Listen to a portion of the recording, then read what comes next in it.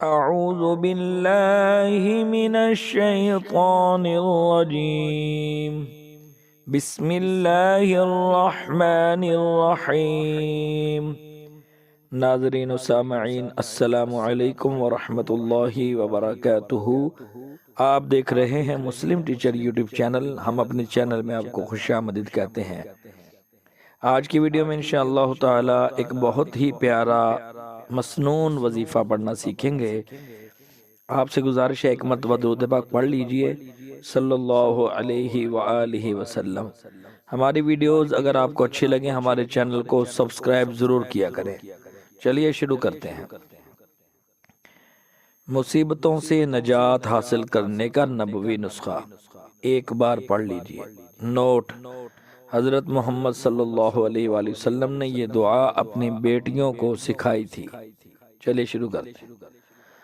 اللہم انت ربی، اللہم انت ربی، لا الہ الا انت، لا الہ الا انت، علیک علیک علیک توکلت وانت رب العرش العظیم، علیک توکلت وانت رب العرش العظیم، ما شاء اللہ کان وما لم، ما شاء اللہ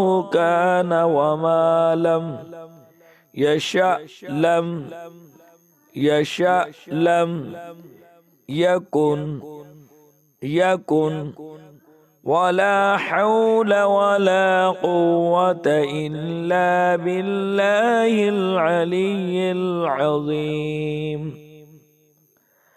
ولا حول ولا قوة إلا بالله العلي العظيم، أعلم أن الله على كل شيء قدير، أعلم أن الله على كل شيء قدير، وأن الله قد أحاط بكل شيء علما، وأن الله قد أحاط بكل شيء علما، اللهم إني أعوذ بك من شر نفسي، اللهم إني